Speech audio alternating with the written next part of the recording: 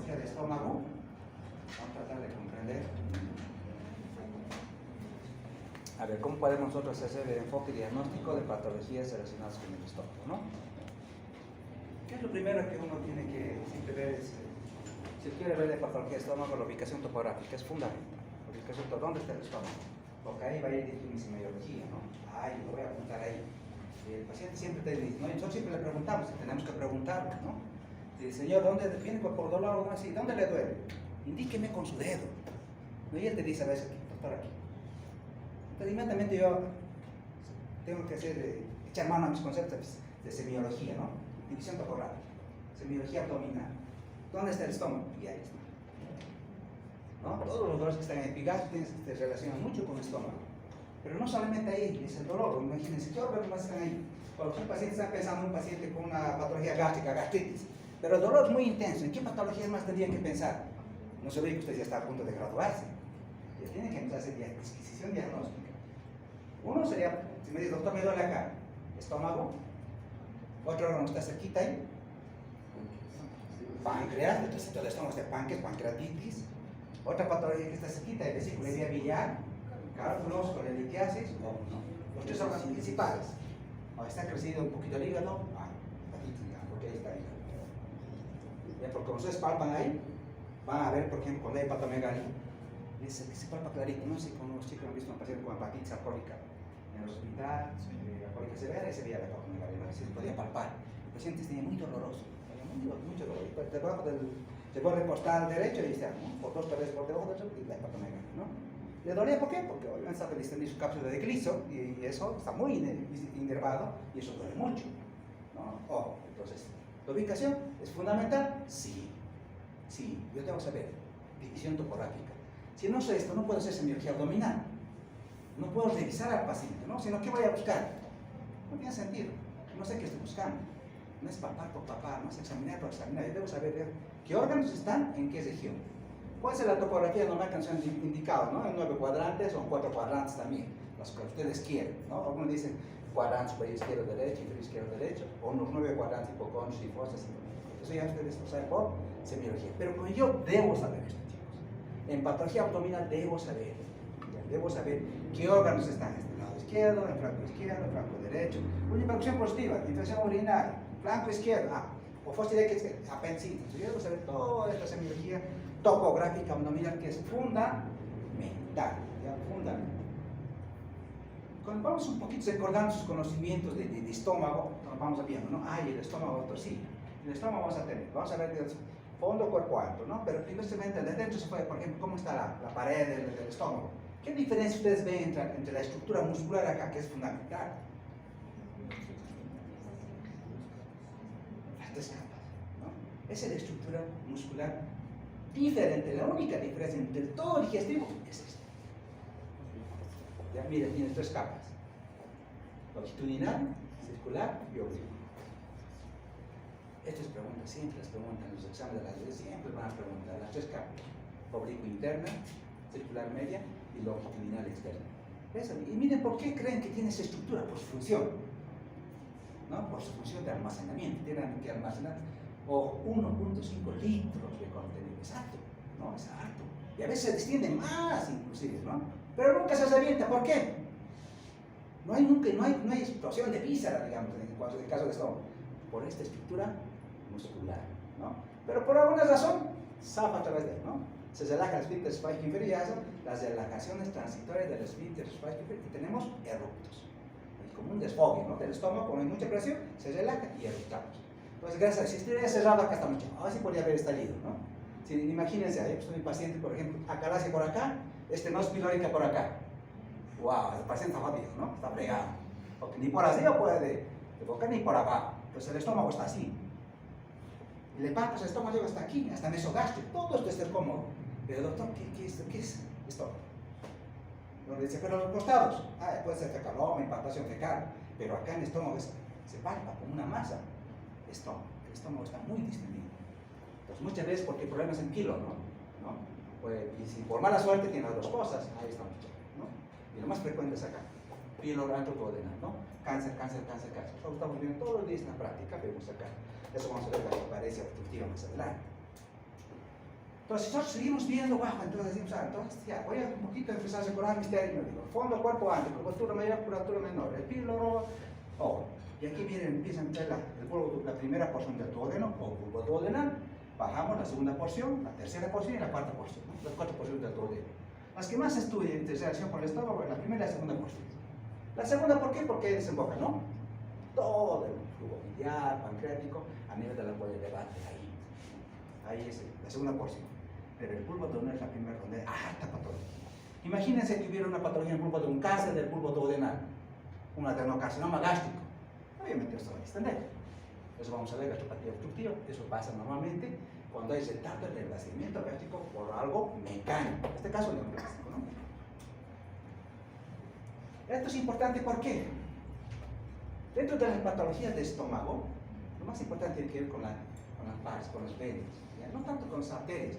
Rara vez hemos tenido una isquemia gástrica, por ejemplo, por alteración de la circulación arterial, rara vez, pero más tenemos alteraciones relacionadas con la circulación venosa, porque miren, muchos de los afluentes, esta vena, la vena que dice acá, la vena gástrica derecha y la gástrica esofágico-gástrica, todas desembocan ¿dónde? En la vena porta, ¿no? Y la vena porta cuando está obstruida, ¿qué pasa? ¿Qué pasa si la vena porta, por ejemplo, está obstruida? O en este caso, hay una obstrucción al flujo venoso portal normal en el hígado, cistosis hepática. O hay un trombo en la vena porta, una trombosis de la vena porta se llama. Eso se llama cavernomatosis portal. ¿Qué va a pasar con el flujo? Va a haber un flujo retrógrado. Hacia atrás no va a haber un flujo normal. Inmediatamente, ¿quién empieza a crecer? El vaso. Esplenomegalia, ¿no? Y por eso tenemos la pancitopenia, decimos, por secuestro esplénico. Esto es lo que ha pasado acá, esta repercusión en el vaso. Está afectando la función del vaso y está afectando la circulación en la parte hematológica. Ahí tenemos pancitopenia. Pero como hay una redistribución de flujo, también se compromete esa distribución, afecta a sus afluentes principales, la gástrica derecha y obviamente las esofágicas. Y tenemos varices esófago-gástricas. Esas varices pueden romperse y ocasionar una hemorragia digestiva varicia. ¿Ya? Hemorragia digestiva varicia, ¿no? Entonces acá es la vena. ¿Cuáles son los dos afluentes principales de la porta? La vena esplénica y la vena mesentérica superior. Las dos. ¿Ya? Lo que se pregunta, ¿la vena mesentérica inferior? Mentira. ¿No? Las dos, esplénica, mesentérica superior. La mesentérica inferior va a tener, vayan a memorizarse en la vena esplénica. No es que directamente las tres. Claro, tienen una importancia estructural importante, son venas importantísimas en la parte digestiva, pero esta desemboca en la vena esplénica. ¿Qué pasa, por ejemplo? Esta vena esplénica, esta vena mesentérica inferior, acá desembocan las venas hemorroidales. El paciente que tiene cistosis, ¿ya? Como hay un secuestro, ¿va a tener hemorroides o no?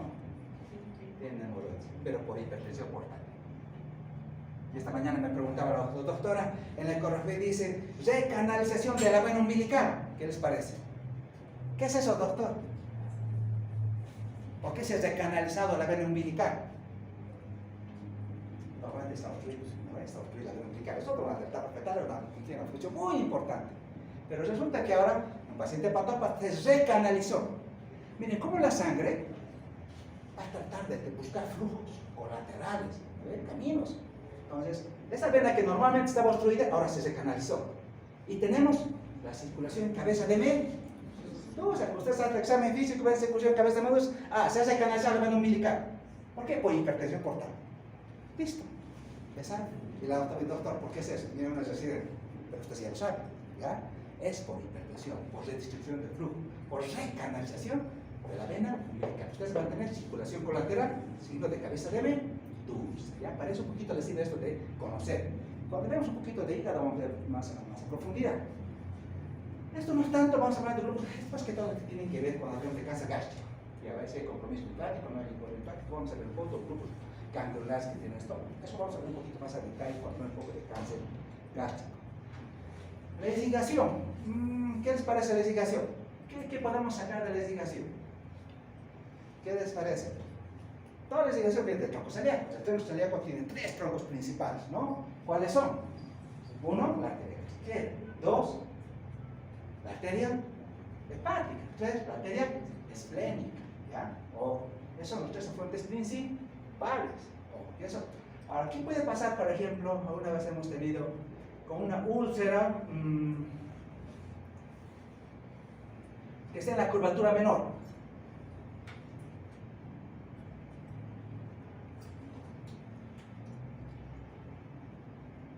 ¿Cuáles son los afluentes de arteria gástrica izquierda?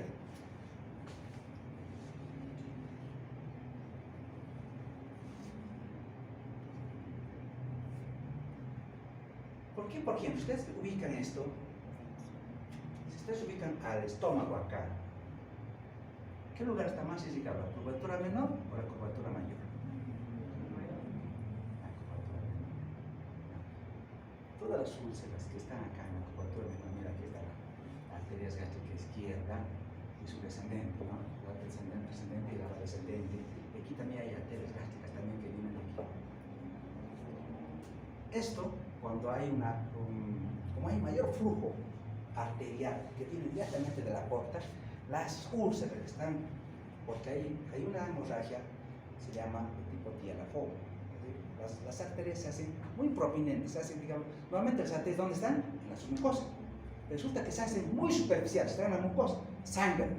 Se llama una hemorragia tipo vascular, por dialafoio. Esos vasos sangran. ¿Y cuándo más sangran? Cuando están en la curvatura menor, porque hay mayor presión de flujo arterial. Es difícil de cohibir, a veces alta hemorragia. Ahora, cuando ya vemos de la microcirculación, vamos a ver esto.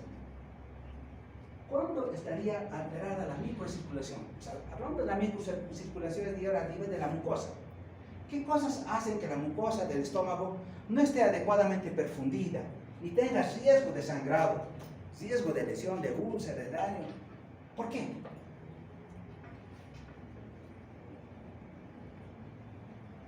¿El uso crónico de AINES podría ocasionar eso? ¿Qué dice? Muchos toman, los pacientes de la tercera toman antiinflamatorios esteroideos, ibuprofeno, diclofenac, todos los AINES que ustedes conocen. Y uno de los mecanismos de acción de los AINES, ¿qué es? Inhibir la producción de prostaglandinas. Y las prostaglandinas, ¿qué hacen? Vasodilatan, ¿no? Y si hay vasodilatación, mayor flujo sanguíneo en la mucosa, mayor irrigación, mayor perfusión, o sea, menos isquemia, ¿no? Pues si tú le das AINES, estás cortando ese mecanismo de defensa. Siempre, si le vas a dar AINES, hazle protección gástrica. Algunos pacientes requieren AINES de por vida, hágale protección gástrica, ¿ya? Ojo, porque están cortando su mecanismo de defensa, ¿no? Ojo, liberan, inhiben la producción de prostaglandinas, ¿no? Por lo tanto, no va a haber flujo sanguíneo, no va a haber renovación de los tejidos también se inhibe. Otra cosa que es, a mayor edad, ¿qué va a pasar? ¿Será que el paciente necesita gastroprotección? ¿A mayor edad? Sí. ¿Por qué, por ejemplo, los tejidos cicatrizan más lentamente en los pacientes con tercera edad? Justamente por perfusión tisular, por irrigación. ¿No? Los pacientes de la tercera edad, la irrigación no es como la de ustedes, ¿no? Si ustedes pueden tomar un fin de semana un buen festejo y en otros días también, ¿no? No hay ninguna lesión, no hay una molestia, pero en pacientes viejitos sí, ¿no? La renovación, la irrigación no es la misma. ¿Por qué no es la misma? Por arteriosclerosis. No hay buena perfusión tisular, ¿ya? Toda patología, por ejemplo, los pacientes que tienen problemas sépticos, hemorrágicos, lo que sea, que cuando hay choque hipovolémico, hemorrágico, distributivo, ¿qué hacen? Vasodilata, hipotensión, hipoperfusión. Todo esto a veces hace que disminuya el flujo sanguíneo de la mucosa. Normalmente esa mucosa tiene que renovarse cada qué tiempo, cada 72 horas. Tiene que repitelizarse. Entonces, la repitelización va a durar mucho más tiempo, depende mucho de la repitelización del flujo sanguíneo. Un adecuado flujo sanguíneo hace que se repitelice más rápido. Un mal flujo sanguíneo hace que se repitelice muy tardíamente. Y eso pasa con los pacientes de la tercera edad. Ojo. Y como tienen alterado esta microcirculatura, la microcirculación gástrica, los pacientes tienen esto. Todos sus mecanismos de defensa del paciente de la tercera edad están bajos. Porque si no hay adecuado flujo sanguíneo, las glándulas, sus células de las glándulas, ¿qué? ¿Van a producir una adecuada cantidad de moco, bicarbonato? No, normalmente. Va a disminuir la producción de moco gástrico, de bicarbonato, el pH, la renovación celular de flujo sanguíneo. Por lo tanto, estos pacientes tienen derecho a tener patología gástrica. ¿Ya? Van a hacer patología gástrica. Del consultorio que vemos, por ejemplo, con sus compañeros, de 10 pacientes que vienen, 7 son de la tercera edad, y digamos 8 de la tercera edad.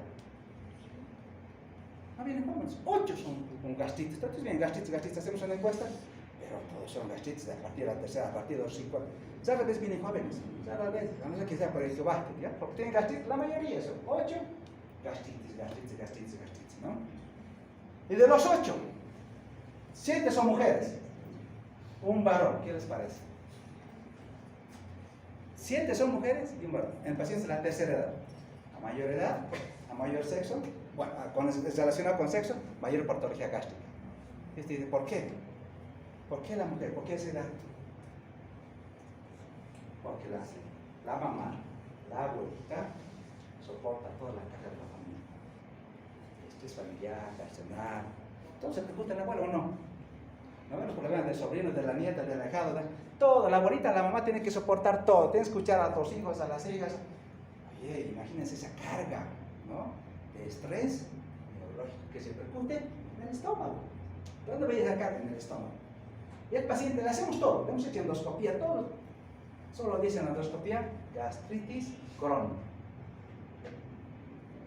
No tiene nada. Claro. Ahora, ¿qué tengo que hacer yo? ¿Cuál es mi trabajo como médico? Si el paciente de la tercera edad viene con síntomas gástricos, el doctor me quema, se me hincha, claro, tiene patología gástrica. ¿Qué es lo que yo tendría que hacer en ese paciente de sexo femenino de la tercera edad? ¿Cuál es mi rol como médico?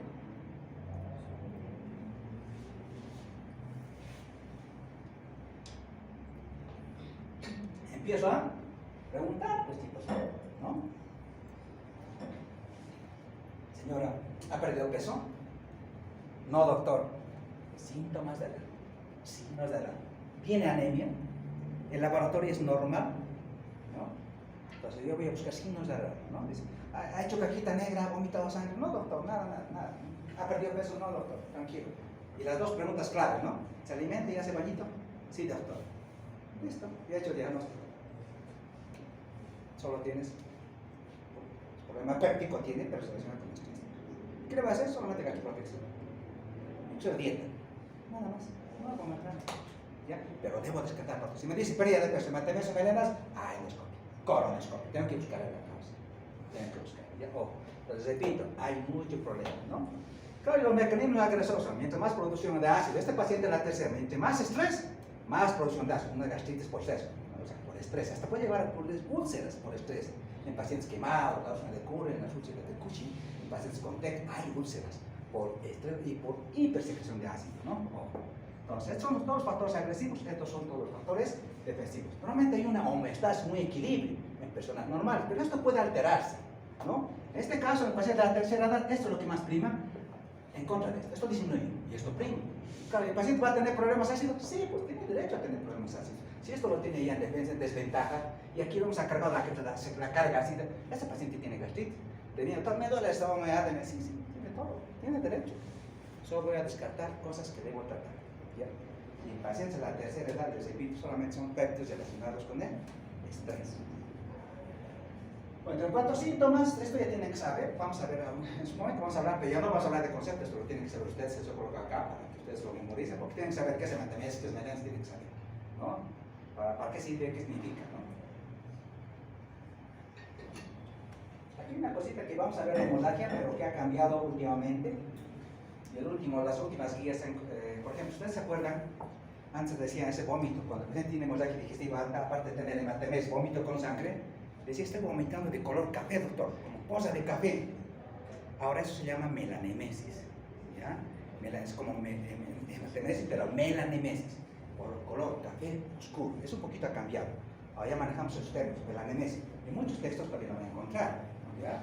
Porque no se olviden que los textos que tenemos están 2-3 años atrasados. Los textos que estamos leyendo son 3 años atrasados, pero las guías cada día se actualizan las guías, ¿no? Entonces, nuevos términos se están incorporando. Lo mismo, por ejemplo, cuando nosotros hacemos un paciente con hemorragia digestiva, ¿le vamos a hacer lavado gástrico o no? Sí, tenemos que hacer el lavado gástrico, ¿no? Si es activo o no es inactivo, le colocamos una nasogástrica.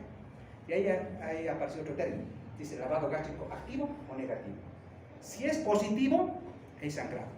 Negativo, solo contenido gástrico, no es así, ¿ya? Pero esto lo tenemos que saber. Bueno, histología de estómago, esto lo vamos a ver, de estas dos cosas vamos a descartar, ¿ya? La histología tiene dos cambios estructurales importantísimos, hemos dicho. Uno, la capa muscular, que ahora tiene 3 capas, y otro, esto, ¿no? A diferencia de todo esto del tubo digestivo, las glándulas. 80% de las glándulas gástricas están abajo en el cuerpo, ¿ya? Y el 20% están en el kilo. Imagínense la cantidad de ácido que tiene que producir, 1500. 1500, todos los días produce poco gástrico, todos los días. Así funcionamos, ¿no? Pero un pH de 1 a 3.5. Esto tienen que saber. Se los voy a ir preguntando poco a poco. ¿Qué es lo que produce? Esta glándula produce esto, ¿no? ¿En qué volumen? 1500 ml por día, doctor. ¿A un pH de cuánto? De 1 a 3.5. Entonces, eso hacen las glándulas que, a diferencia del resto del tubo digestivo, esta tiene glándula, ¿no? Y la capa muscular. Y en la parte histológica, vamos a ver esto, ¿no? Todas las capas que vemos de adentro hacia afuera, desde el epitelio hasta la celosa. ¿Qué es lo que ha cambiado en la estructura histológica? El epitelio, ¿no? El epitelio aquí ya no es como el esófago, ¿no? En el esófago, ¿cuál era el epitelio? Epitelio, plano, escamoso, ¿no? Era el epitelio. Pero a partir de aquí todo el epitelio es cilíndrico. A partir de aquí todo el epitelio es cilíndrico. Todo. Ya no hay alteraciones, solamente el esófago. Lo que ha cambiado es las glándulas, lo que ha cambiado es la capa muscular. Después la estructura es casi la lisa. Esos son los cambios que se han dado, ¿no? Vamos a ver, por ejemplo, esto, que son las capas, las glándulas. Vamos a ver, cuando ya hablemos un poquito de patología gástrica relacionada con el ácido, vamos un poquito a estudiar más a profundidad la estructura de las glándulas, la cantidad de células que tiene cada glándula, qué produce cada glándula, ¿ya? Y qué función tiene. Pero esto es importante de momento. Pues saben que tenemos cítricas, glándulas. Miren acá, si nosotros hacemos diferencia entre los dos, estas son las pilóricas. Y en el píloro hay 2 células importantes. Las gástricas, que estimulan que el estómago, las células principales produzcan ácido clorhídrico, son la gastrina. Y las células de que inhiben la producción de ácido se llaman somatostatina. ¿Pero dónde están? En el píloro. Y entre esto acá tenemos toda la cantidad de células. Que cada uno tiene función. No que las células principales que producen, pero si no. Las células, por ejemplo, aquí parentales que producen ácido clorhídrico, factor intrínseco. Entonces, pero cada uno tiene una función. Cada uno tiene función. Eso lo vamos a ver cuando veamos un poquito más a profundidad. Patologías relacionadas con la secreción. Ahí vamos a ver de la gastritis, acidez. Ahí vamos a ver un poquito más a detalle. De momento vamos a ver esta patología relacionada con la actividad motora. ¿El estómago tiene actividad motora? ¿Tiene peristaltismo? ¿No o no? ¿Tiene o no tiene? ¿Qué les parece? Hay 3 funciones principales, ¿ya? 3 funciones. Nosotros refiere la fisiología motora o neuromuscular o actividad neuromuscular del estómago son 3. Una, cuando el alimento llega al estómago, se produce una primera etapa, que es la relajación del fondo gástrico, que tiene que relajarse para recibir la mayor cantidad de volumen de alimento. Primero la relajación funda, que es la primera fase, la primera etapa, ¿no? La segunda etapa, ¿cuál es? Empieza la contracción del fondo del gástrico, del cuerpo gástrico, que se llama la fase de mezcla, la trituración de mezcla, ¿no? Llevando actividad contacto, vamos a ver. Y después viene la tercera fase de vaciamiento gástrico, tiene que ver con vaciamiento. Pero hay una coordinación, ojo, antro, píloro, duodeno, hay una coordinación, ¿no? Para que esa cantidad de contenido gástrico sea la adecuada. El producto final de la digestión, ¿cómo se llama? El producto final de la digestión gástrica, ¿cómo se llama? El quimo, pues chicos, el quimo, ¿no? Ese caldo que está saliendo de ahí, ese es el quimo, ¿no? El quimo, ese es el producto. Pero tiene que llegar con cantidades adecuadas y con pH adecuado. Hay un control fisiológico. Ustedes han llevado en fisiología eso muy bien, ¿no? Han visto cómo se controla el vaciamiento gástrico. Esto ya lo han llevado en fisiología, solamente estamos recordando, chicos. Solamente para recordar, ¿no?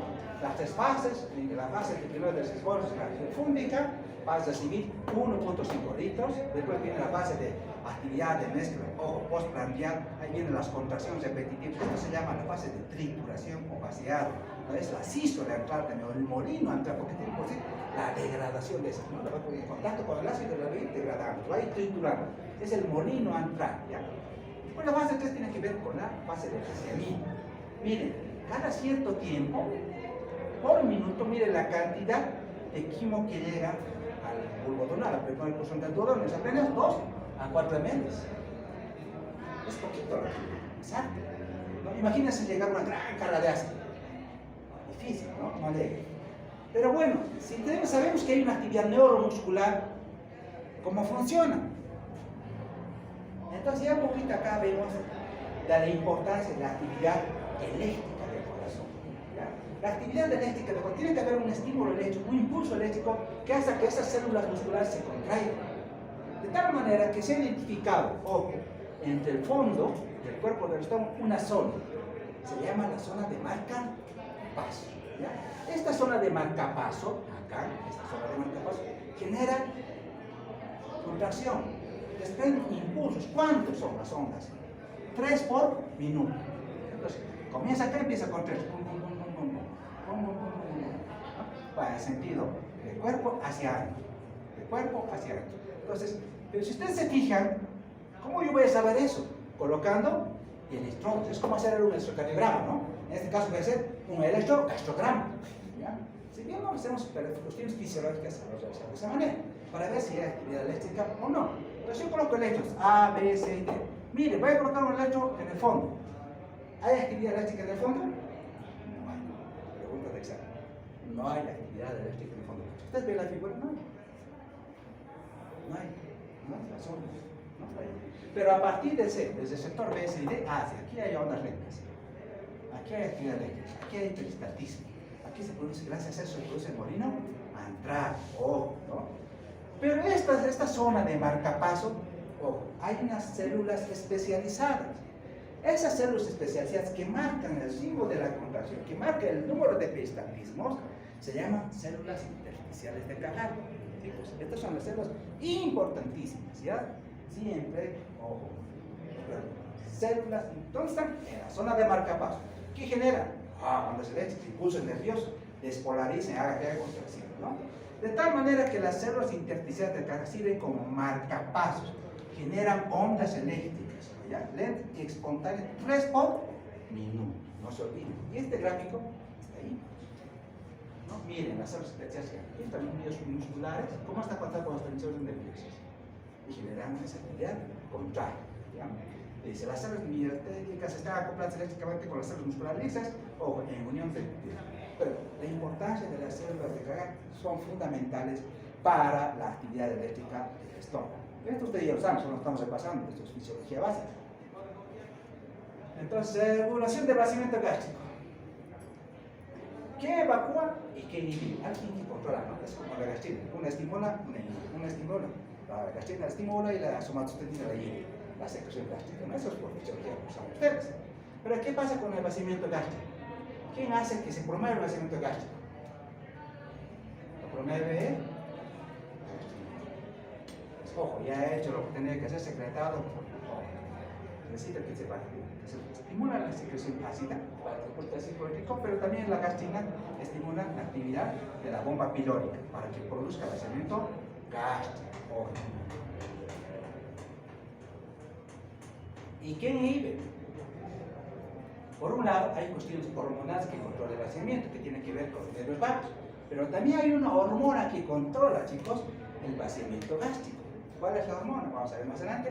La colecistoquinina. ¿Ya? Pero, ¿cómo se controla esto? Miren, todo depende del pH. El pH normal, dijimos, ¿cuánto es? El gástrico, de 1, 3.5. Término medio, 2.0. Eso es lo que vamos a manejar, ¿no?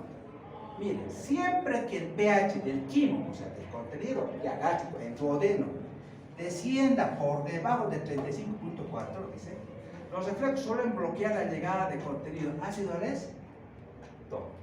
Dice un ratito estómago, ¿no? Tranquilo, no, mucho ácido, ¿no? No puede, entonces bloquea, inhibe que se dé un vaciamiento gástrico importante. ¿Por qué? Porque no va a permitir la digestión adecuada, ¿no? Los van deteniendo, espacio, hay mucha carga de ácido, los van disminuyendo el volumen, ¿no? ¿Y quién también hace eso? La colicistoquina. Y esta hormona lo que hace es bloquea la actividad eléctrica del estómago, ¿no?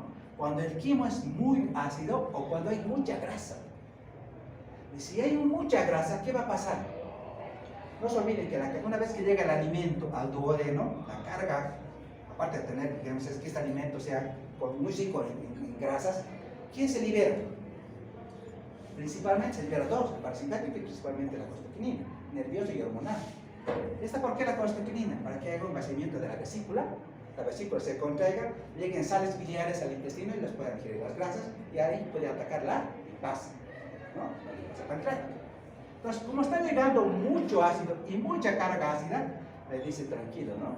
Un ratito, no te vacíes muy rápido, hay mucha grasa, déjame digerir un poquito. Entonces, como que inhibe la llegada de contenido ácido graso hacia el volumen. Disminuye el vaciamiento, inhibe el vaciamiento gástrico. De esa manera se controla. Y estos hormonas también ayudan a eso, ¿no? Bueno, eso solamente era para recordar un poquito esto de la fisiología y cómo funciona el estómago. Pero ahora vamos a entrar en lo que nos interesa. Cuando ya vamos patologías del estómago, vamos a ver, chicos, trastornos que tienen que ver neuromusculares, vamos a ver patologías infecciosas, inflamatorias, ¿ya? Una de las patologías que es frecuente, todos los trastornos neuromusculares, vamos a ver la gastroparesia. Y para ver esto de gastroparesia, vamos a ver este caso clínico. A ver, veamos, ¿qué llama la atención? ¿Qué está bien, qué está mal?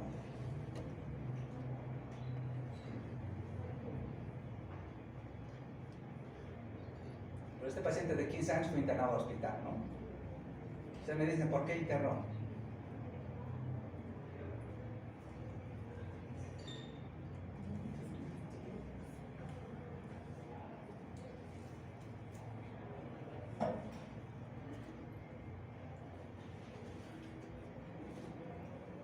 ¿Qué le parece?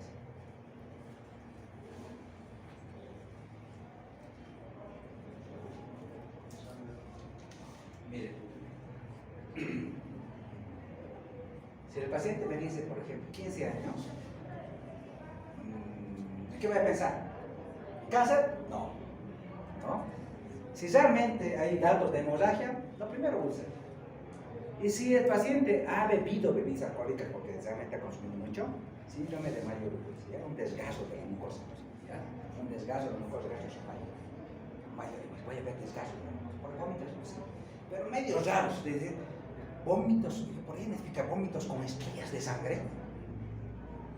O es hematemesis o no es hematemesis, o es melanemesis o no es melanemesis. Difícil, ¿no? Yo creo que no se ha hecho una buena anamnesis, ¿ya? Tengo que especificar. Y para eso vengo con la sonda nasogástrica, que ver el contenido gástrico. Yo voy a identificar si realmente hay sangre en el contenido gástrico o no, ¿ya? Porque me dice vómito con estrías de sangre. ¿Cómo lo ha visto las estrías de sangre? Es raro, ¿no? No da, no hay ese término, no me ayuda mucho. Y solamente, si, aparte de eso, tengo otros síntomas, sería el dolor, ¿ya? Ahora, ¿cuál es lo primero? ¿El dolor o el vómito? ¿No? O el vómito con sangre, que es por lo que acá dice una semana de evolución, presentar vómitos, a ver, una semana de evolución presentar vómitos con estrías de sangre, versopartiniales, dolor abdominal. Y más nada, dos síntomas principales serían vómito con estrías de sangre y dolor abdominal. El paciente no tiene ningún antecedente, ¿no? Porque es joven, no tiene nada, ¿no? Sus signos vitales, todos estables, ¿no? Normotenso, presión normal, altura normal. Parece que lo que ha venido es muy poquito la cantidad de sangre que ha perdido, por tanto no se percute. Eso es lo hemodinámico, esto es normal, ¿no? Si veo la parte abdominal, el abdomen, ¿qué hay? Tengo que examinar, es simétrico, positivo, normativo, en sus cuadrantes, lado depresivo, el dolor al presión a nivel de epigastrio, si el epigastrio es estómago, Murphy negativo, Maguire, bueno, no está excitado, por tanto, si hay una complicación, no la tiene este paciente, ¿no? ¿Qué más le han hecho? Zona nasogástrica, el débito es gástrico, ¿ya?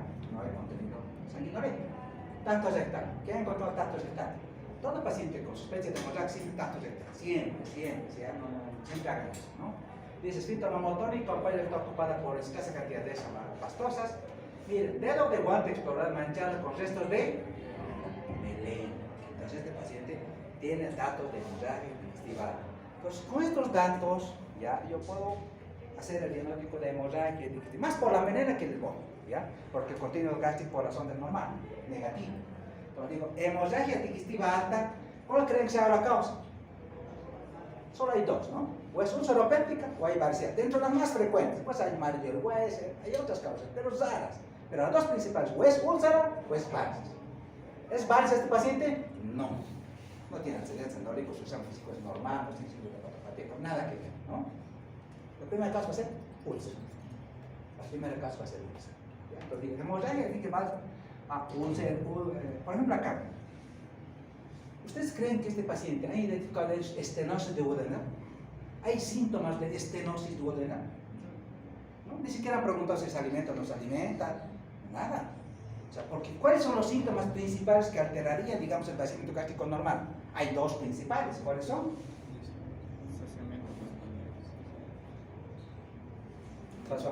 Hay dos síntomas cardinales. Cuando el vaciamiento gástrico está alterado, hay dos síntomas fundamentales. Pregunta de examen. Saciedad precoz y plenitud postprandial. Chicos, los síntomas me tienen que ayudar en la anamnesis. Si yo no sé la importancia de los síntomas, me voy a perder en el diagnóstico. Me voy a perder. Entonces, ¿qué síntomas me alertan? Me dicen que hay un vaciamiento gástrico alterado. Saciedad precoz, plenitud postprandial. Esos son síntomas cardinales. ¿Le han preguntado? No.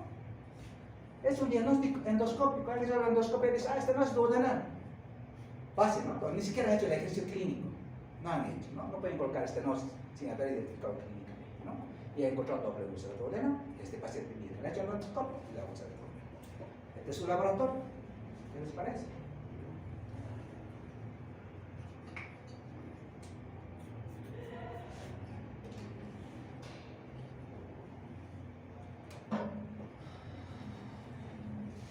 ¿Qué les llama la atención? Son capísimos ustedes para esto, ¿no? Esto es fácil para ustedes, ¿ya? Me tienen que decir, doctor, este examen de laboratorio sugiere tal cosa. ¿O está normal?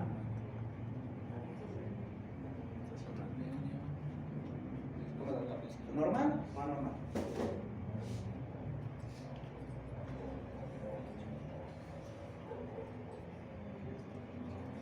Doctor, este examen de laboratorio lo que identifica es una visitopenia. Visitopenia, ¿qué significa? Que dos elementos formes están alterados. Los blancos y los rojos. Si fuera pancitopenia serían los tres elementos formes, las plaquetas. ¿Ya? Acá. Yo quiero saber si esta anemia es aguda o es crónica. ¿Cómo lo podría identificar? ¿Cómo podría ser? Este paciente tiene anemia, ¿no? Mire, 10 de hemoglobina. Tiene anemia. ¿Es agudo o es crónico?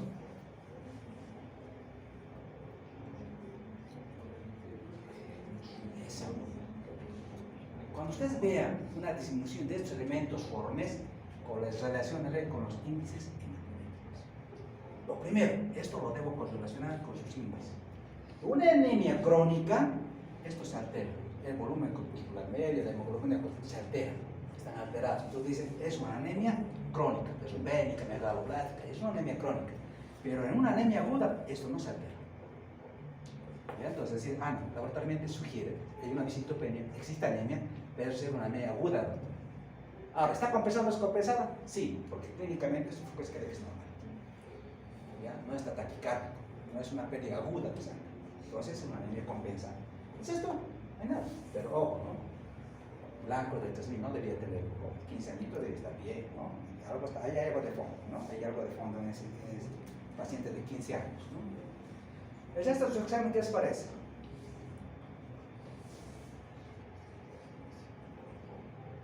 Entonces vamos a ver, pero aparentemente está. Pero hay que llamar la atención, las proteínas un poco mínimo. Este joven no debe tener igual mínimo, ¿no? Claro, o este paciente realmente no se estaba alimentando muy bien. Podría ser, ¿por qué? ¿Por qué podría ser?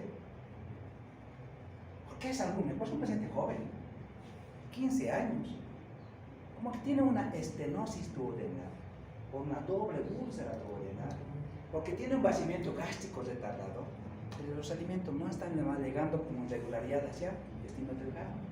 Por lo tanto, no está absorbiendo, estamos reteniendo. Entonces no se está absorbiendo y la cantidad de albúmina está bajando. Gracias a Dios, no es muy manifiesto, es poquito, mira, uno apenas, ¿no? 3.5 así como, pero. Entonces hay algo que estaba haciendo que se disminuya bastante, ¿no? Después de eso, aparentemente está normal, no hay mucho. Por ejemplo, acá, lo que ven con el hemorragia digestiva, la urea. Si nosotros hacemos una relación urea-creatinina, la creatinina está normal y la urea está alta. Porque como es sangrado digestivo alto, la urea está digiriendo y se está absorbiendo más urea. Entonces, la urea se sube en sangre. Entonces, la creatinina no normal, urea alta, si este paciente ha sangrado, tal vez ha sangrado de manera importante. En hemorragia digestiva alta se ve harto de eso, ¿ya? Entonces, estamos en endoscopia de este paciente.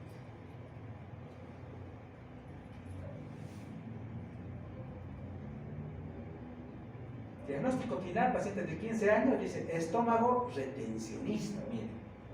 Estenosis duodenal péptica parcial, doble úlcera duodenal. Gracias a Dios, todo está inactivo, ¿no? Gastritis erosiva de ano, miren. En pacientes jóvenes, lo primero que pensamos es úlcera, ¿no? Lo primero es Helicobacter úlcera, Helicobacter úlcera, ¿no? Inclusive si el paciente viene con hemorragia sin estoy en el área rural, ya no le pido nada. Porque se han hecho tantos estudios epidemiológicos que sabemos que la principal causa del 90% de los pacientes con hemorragia digestiva alta en pacientes jóvenes es por úlcera y es por helicobacter. Inmediatamente le hago el tratamiento erradicador. Ya no necesita estudiarle, nada, porque no todos tienen acceso a eso. Entonces va a estar en la área rural, un paciente que ha sangrado, no puede venir acá a la ciudad, le hago el tratamiento erradicador con lo que tengo. Y el paciente va bien, ¿ya? ¿Por qué? Por epidemiología sé que es la principal causa. No se olvide que para el diagnóstico clínico, ¿qué hacemos? Hay un diagnóstico epidemiológico, diagnóstico clínico, diagnóstico laboratorial, diagnóstico patológico, hay varios diagnósticos. Y esos diagnósticos me permiten decidir yo, decir qué diagnóstico tiene. Pues me guío a veces en diagnósticos epidemiológicos, en estos estudios que se han hecho, ¿no? Pero lo que quería que ustedes vean es, miren, que una úlcera puede alterar el vaciamiento gástrico normal. Puede ocasionar una estenosis del duodeno. Entonces, esta es una gastroparesia obstructiva de origen péptico. Es una estenosis péptica duodenal. Si hace el tratamiento de la úlcera, no olvídese ahí, doble úlcera, ¿cómo va a ser el proceso inflamatorio? Severo. Si una úlcera ocasiona inflamación, doble úlcera, mayor inflamación, mayor estenosis. Entonces, si nosotros hacemos el tratamiento de IBP, el mismo proceso inflamatorio va cediendo y el lumen del estómago va a mejorar, del duodeno va a mejorar. El tratamiento con IPPs mejora eso, ¿ya? Entonces este caso clínico un poquito era para que ustedes vean la importancia de eso, ¿no? Lo mismo del paciente, descontrol, como ya estaba mucho mejor, mira, ya fue grado A, sospecha de metaplasia, gastritis nodular, ya no había las úlceras después de una semana de tratamiento, pero había una estenosis duodenal, todavía estenosis duodenal, ¿no? Pero por lo menos ya no había las lesiones que sabía al principio. Entonces, ¿qué le hacemos al paciente? Yo quiero ver si es por el helicobacter. ¿Es el helicobacter o no es el helicobacter? Entonces acá les hacemos los antígenos fecales cenizas, ¿no? Para saber la actividad del helicobacter, ¿ya? Cuando es hemorragia digestiva, vamos a ver cuando hemos hemorragia, no se toman biopsias, porque da falsos positivos negativos, no se toman biopsias. Y biopsias de sangrado del paciente, más toma sangrado, más sangrado sobre el sangrado, ¿no? Entonces no se toman biopsias, ¿ya? La idea sería tomar las biopsias. Entonces después las diferimos. Pero podemos hacer un tratamiento para el helicobacter, para ver la causa. Entonces, yo le pido antígenos fecales cenizas. Me dicen positivo. O le pido, por ejemplo, ELISA, anticuerpos IgG en sangre. Los títulos mayores así me dicen dos cosas: que la causa de la úlcera es el helicobacter. Puedo seguir profundizando sus exámenes, ¿no? Pero vamos a ver que lo importante es la histología, la biopsia, ¿no? Pero acá me dice positivo. Entonces el helicobacter es responsable, ¿no? Y este paciente, por ejemplo, le ha hecho la tomografía, le ha hecho este pacientito. Claro, como la va a estar preocupada, doctor, ¿qué es? ¿Es cáncer? ¿Qué no sé qué? Claro, 15 años que ¿no? Yo quiero saber qué tiene mi hijo. Entonces, esa es la tomografía. ¿Qué dice la tomografía? Estenosis del duodeno secundaria a proceso infecto-inflamatorio, duodenitis. Menos probable lesión expansiva, menos probable cáncer. Bien está la tomografía. Entonces, dilatación, nada más. En muchos casos, y con la dilatación no mejora, cirugía. Bueno, eso para ver que. Ahora vamos a ver la gastroparesia. Entonces, ¿qué pasa cuando el estómago no puede vaciar su contenido gástrico? Entonces, bajamos este tema, gastroparesia. ¿Qué significa gastroparesia, no? Paresia, pararse del estómago, significaría eso. No es más que un retraso de un vaciamiento gástrico normal. Normalmente en 3 horas debía evacuarse, vaciarse el estómago. Si el alimento es sólido, si el alimento es líquido, una sopa, 1 hora, 1 hora y media debía vaciarse. ¿Ya? Pero cuando eso se retarda por una alteración estructural, pues vamos a tener retardo en el vaciamiento gástrico. Puede ser con obstrucción o sin obstrucción mecánica. Ojo, ahí la diferencia. Miren, en los chicos, en los pacientes con en pediatría es frecuente la hipertrofia de píloro. En pediatría vamos a ver harto de esto, ¿no? Se ve la hipertrofia de píloro. ¿Cómo el píloro está espasmado, ¿no? Está estenosando? ¿Qué pasa con el estómago? Miren, hay una disritmia gástrica. Entonces el estómago trata de aumentar sus dispulsos, sus contracciones. Eso se llama taquigastria. Cuando disminuye, bradigastria, ¿no? ¿Cómo está? Pero no puede vencer los obstáculos. Es como todo el peristaltismo, dijimos. Todos los cólicos son mecanismos de defensa, biliar, el intestinal, el renal, son cólicos. ¿Okay? Siempre van a tratar de vencer un obstáculo. Pero cuando el obstáculo no es, digamos, es estructural, no, como en este caso no puede vencerse, entonces el estómago empieza a dilatarse. Entonces todos los músculos, como al principio van contrayéndose, se dilatan, ¿no? Pierden esa elasticidad con el tiempo, ¿no? Pero ¿dónde todo comienza? En la zona de marcapaso. Entonces, si yo veo causas, entonces quiero decir, ¿esta gastroparesia, doctor, es obstructiva o no obstructiva? No obstructiva o obstructiva. Cuando no es por obstrucción, ¿ya? Estas son las causas más frecuentes. Idiopática, en muchos casos, en nuestro medio la principal causa es diabética, esclerodermia, ojo, pacientes postquirúrgicos, una antectomía, vagotomía, o una gastroparesia isquémica, es muy raro. Dentro de las causas no obstructivas, la principal es la gastroparesia principal. Y dentro de las causas obstructivas, ¿cuáles son?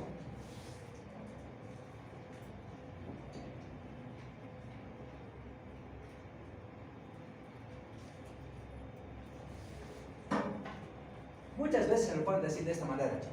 A veces manejan este síndrome. Doctor, tiene síndrome pilórico. Ah, hay algo en píloro. O doctor dice, tiene un síndrome de obstrucción de salida gástrica. ¿Ya? Tiene síndrome de obstrucción de salida gástrica. O tiene una gastroparesia obstructiva. Los tres son lo mismo. Cuidado, los tres son lo mismo. Pero ahí es lo que yo tengo que ver. ¿Es benigno o es maligno? Si es benigno, ¿cuál es la causa? Úlcera. Lo que más pasa. La principal causa es úlcera. Y es lo más frecuente. Es lo que más vemos en el hospital, ¿no? La cardiopatia obstructiva, todo es úlcera péptica. Todos los pacientes que llegan es por esto, ¿no? Rara vez vienen con bocásticos, en todo no hay ni una. ¿Ya? Estenosis axiales, postquirúrgicas.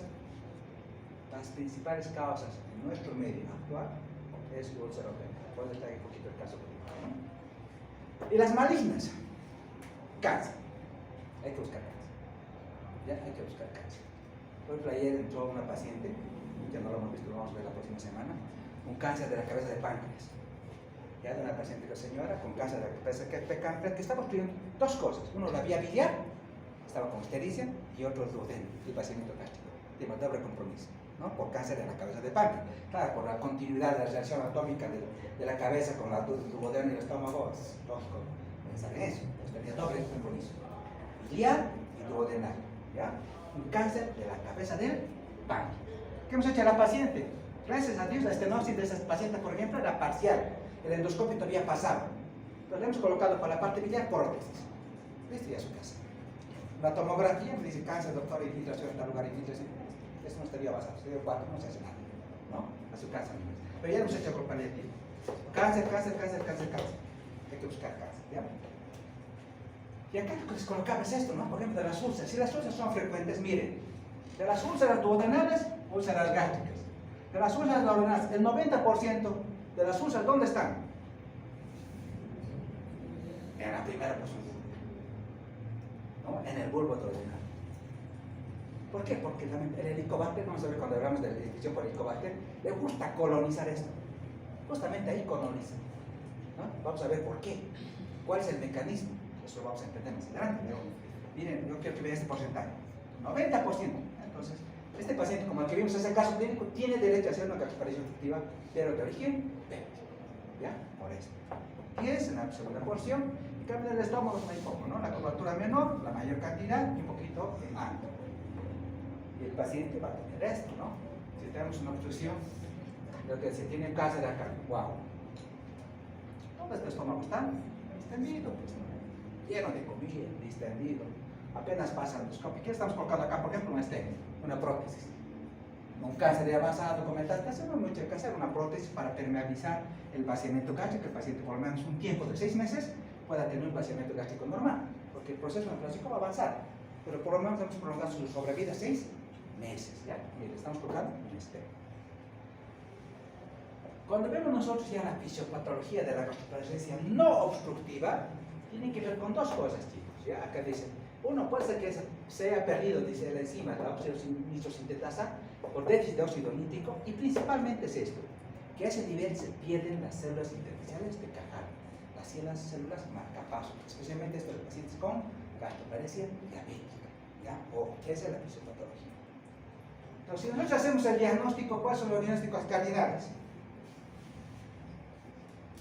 Ahí está. Sensación de plenitud postprandial, saciedad precoz. De ahí que es importantísimo la primera pregunta. Tolerancia oral. Yo tengo que ver si mi paciente tiene una tolerancia oral normal, ¿no?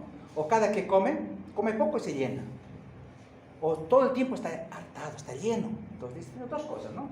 Saciedad precoz y tiene plenitud postprandial. No después de la comida, eso es normal, porque está lleno después de la comida, pero es todo el día, es permanente. La plenitud es 24 horas. Doctor, todo el día es lleno. Yo como poco me lleno. Entonces dice, wow, tiene dos cosas que me preocupan. Puede que mi paciente tenga alterado su vaciamiento gástrico. Hay algo que está obstruyendo, ¿ya? Eso es lo más importante, ¿no? El paciente también dice distensión abdominal, ¿no? Claro, se distiende porque el estómago va creciendo, distensión abdominal, ¿no? Náusea, vómitos. Y ahí van a ver esta placa. Ahora ya es el diagnóstico, es radiológico. Cuando ustedes vean esta placa, que les llama la atención, ¿qué es la primera placa?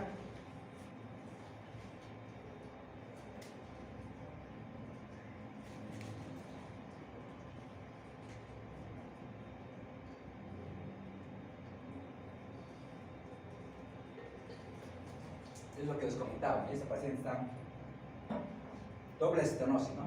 Por así por acalasia y abajo por cáncer. Y este estómago, miren, todo esto es estómago. Entonces van a ver todo esto, baja, pero toda la estómago. Vean la placa, es esto. ¿Ya? Todo es esto. Entonces, y esta otra placa también, ¿qué es llamar la atención a esta placa? ¿Qué?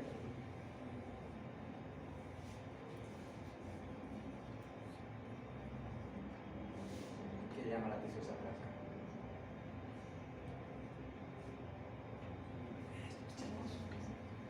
La cámara gástrica. Eso no es normal. Miren, cuando ustedes vean un poquito de aire, mejor si no ven nada, mejor si ven blanco. Si ven blanco, perfecto, ya listo. Pero si ven algo de aire, ya asústense. Puede ser poco, pero eso es muy importante. Es un nivel hidroaéreo.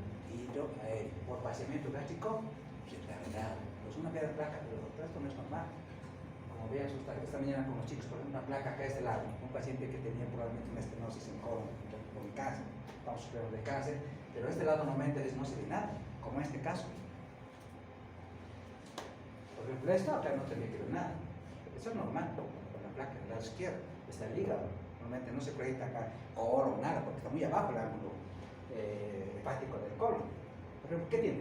A este paciente le hemos tenido dos placas, ¿no? Siempre tórax y abdomen, siempre tórax y abdomen. Y cuando vemos tórax y abdomen, ¿qué ven ahí? En la primera, por ejemplo, ya me tiene que dar luces.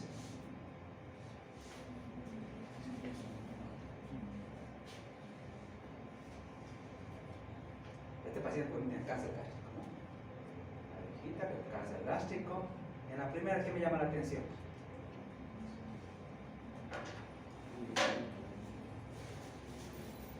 Acá. Si ustedes comparan el tórax, pues tienen que saber lo normal para saber lo anormal. Porque lo primero es la placa, lo normal. Tengo que ver los semidiafragmas. Este semidiafragma del lado derecho siempre es más alto que el izquierdo. Si ustedes comparan los semidiafragmas, este está muy alto, más suspendido, más hacia arriba. Pero conocemos costos diafragmáticos y costos frénicos normales. Pero esto no está, está a desnivel. Esto tiene que estar más abajo. ¿Qué está haciendo que ascienda mi diafragma al lado izquierdo? La cámara gástrica.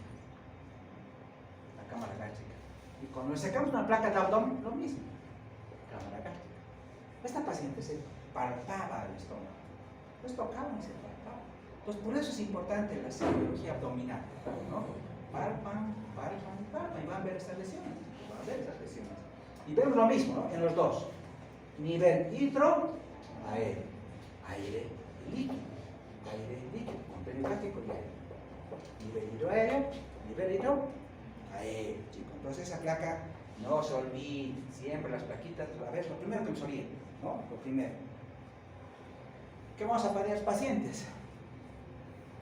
Cuando vemos que el caso es neoplásico, el paciente ha perdido peso, tiene diálogos, y la endoscopia nos va a dar el diagnóstico, pero la tomografía para estadificar. Si hay cáncer, hay que estadificar, no para hacer diagnóstico. Más que para el diagnóstico, porque el diagnóstico de gastroparesia, normalmente la endoscopía, ¿no? Así que tiene vómitos, pérdida de peso, hemos hecho endoscopía. La endoscopía nos dice todo el estómago es tensionista, con contenido gástrico, no pasa el endoscopio, cáncer, ¿no? Y si es una úlcera grande, toma biopsia, ¿no? Realmente la tomografía es para estadificar. Acá tenemos un cáncer. Entonces, mira, es la tomografía para estadificación, o estadificación inicial, dice. Una lesión antropilórica. ¿Ya? Antropilórica. Ojo, ¿no? Antes de la quimioterapia se realiza estenosis, ¿no? Estenosis casi total de la luz. ¿Cómo un cáncer puede estenosar? Claro, es lógico que altere el vaciamiento. Eso es porque está obstruido. No pasa el alimento. No pasa el alimento. O cáncer. Pero esto es para estadificar ya. No para el diagnóstico, porque el diagnóstico yo quiero biopsia y lo necesito con la endoscopia, ¿ya? Este es para estadificar. ¿Puedo hacer la esofagoscopía? Sí, un estudio contrastado, ¿no? Normalmente el estudio que nos permite evaluar esófago, estómago y duodeno es la serie esófago-gastroduodenal, así se llama. Si yo quiero ver, por ejemplo, un vaciamiento costral normal o alterado, puedo pedir primero este estudio, ¿ya? Este estudio. Antes eso era lo primero que se pedía, ¿no? Antes que, por ejemplo, cuando no teníamos los endoscopios, lo primero es radiografía y estudio contrastado. Con estos dos diagnósticos se hacía el diagnóstico de gastroparesia obstructiva, con estos exámenes. Pero ahora con el advenimiento más de la endoscopia, ya la endoscopia no está el diagnóstico, ¿no? Lo dice todo. Entonces, antes utilizamos mucho uso. Entonces ahí veíamos alteraciones que tienen que ver con el esófago, con el estómago, vaciamiento gástrico alterado, estómago distendido, contraste que no progresa, y tiempos, ¿no? Entonces, ¿ahora qué hacemos? Endoscopio. Endoscopio te dice, doctor, estenosis hidroduodenal. Si hay cáncer, biopsias. Y si es estenosado, prótesis. Cáncer, por unos para 6 meses, ¿no? Y si es péptico, dilatación. Hay que dilatar, una dilatación hidrostática, van dilatando, dilatación hidrostática de la estenosis. Normalmente se permite permeabilizar, ¿no? Se ha hecho la dilatación. Cuando es inflamatorio, cuando es péptico, ¿no? Si es cáncer, le dicen prótesis, ¿no? Y el tratamiento depende de qué? Es etiológico, depende de la causa. Depende si es úlcera, trato la úlcera. Si es cáncer, bueno, probablemente tratamiento paliativo. Si está muy estenosado, dilatación. Y si realmente con todos estos no he podido conseguir mejorar su situación clínica, el tratamiento es quirúrgico, ¿no? Traqueotomía, con videotomía, es el tratamiento clínico paliativo. Siempre, chicos, dice, siempre en gastroparesia hay que descubrir causas reversibles. ¿Hay algo de reversible? Descartar causas irreversibles, ¿no? Bueno, entonces esto con un trastorno motor y la próxima entramos con trastornos ácido pépticos, ¿ya?